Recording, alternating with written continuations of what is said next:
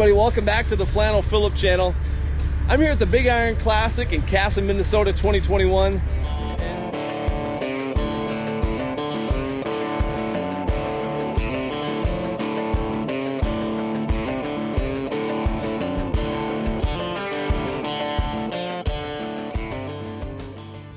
He's going to tell us a little bit about his sweet ride here. And so introduce yourself, tell us who you are, your family, what you guys do. Tell us about your truck, man. Well, this ain't my truck, but I'm Logan Sailor. We trucking family. I mean, you walk around there, we got trucks all over here this weekend. But this is actually my great uncle's truck, my grandpa's brother.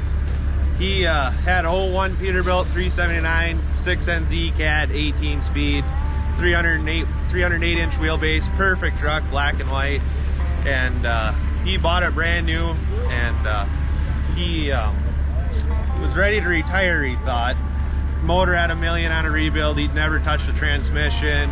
He had replaced the front rear end, never touched the back one. Truck had $1.8 million on it.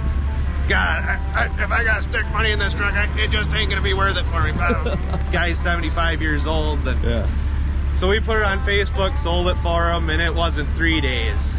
Find me a truck. And he really wanted a Cabover Peterbilt 352 because he started in a 69. And we were looking. They had went and looked at one up north, and he made one lap around the truck. I ain't buying it. Went home. Drove 2 hours one way for nothing. And then this popped up on Facebook Marketplace for sale. 75 Cabover Kenworth K100 with a V12 Detroit and a 13-speed. Wow. And Danny, he kind of fell in love right away just because big power back in the day, V12, you know. Oh, yeah. But we found it. We went and looked at it. It's been sitting in the weeds for the last 10 years, hadn't been ran. It was a project. It was painted. This was the original stripe design minus the lightning bolts. Sure. But it had been repainted. It was leased on to Midwest Specialized, so it was the blue and white. And we brought it home on a step deck and started working on it. Went to fire it up. We put all new fuel lines on it. We took the valve covers off, and there was one sticky injector. No stuck injectors. I mean, it's crazy.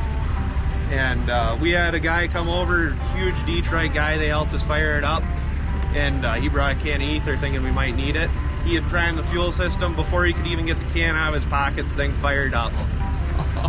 So wow, it's been we're going on about 1.5 years of having it, and we've painted it. We tore it all down, did some body work, painted it. It's all original. You guys did a beautiful job. Thanks. You really did. But the original's really, the interior's really cool too. It switches VIT. Yeah.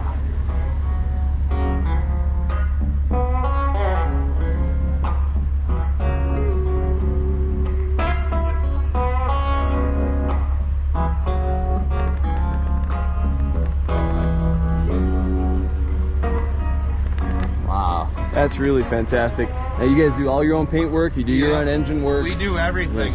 Everything. In your shop back home. Yep, back home. Just a little shop in Conger, Minnesota. That's so cool. We got 12-foot shop doors, we got stack breakers on everything. And it gets tight in there all the time, but we make it work. So. Wow. Talk us around a little bit more of the truck. What's happening? You said it's a V12 Detroit in this thing. So it's real pretty on the top side. We still got to work on the underside yet, but it's all right. So yeah, that was big horse back in the day. It's naturally aspirated. Got 2 blowers on it. Come from the factory, 475 horse. You know, back in '75. You know, I think it was still 335 Cummins, 335 horse Cummins was the big one. I don't think they had 350s yet, but so it was big horse in the day. But the crazy part is it's got 12 cylinders, but it's still only 852 cubic inches. For your big cams, N14s are 855. Right. Yeah. So I mean, real small pistons, even though there's 12 of them. How much room that motor takes up? It really ain't that big. Oh man, that's really cool.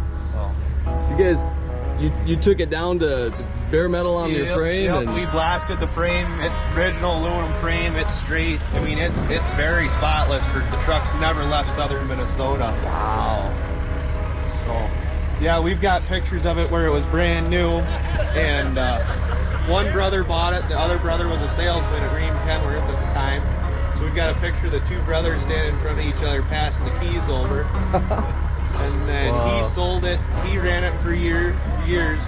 Then he sold it. I don't remember for sure. It was either brother-in-law or I think it was son-in-law, and he was one that had repainted it. And then in 1985, he traded it in Rochester for a brand new GMC General. Wow.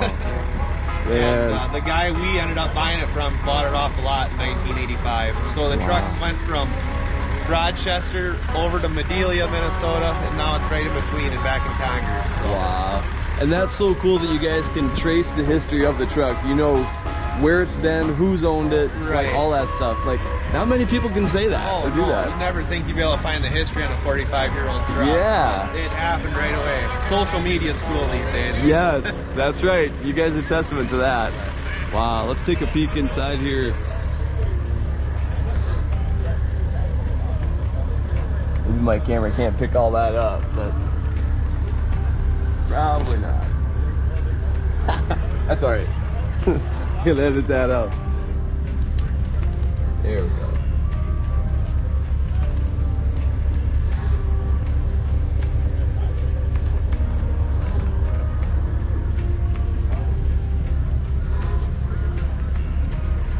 Very cool.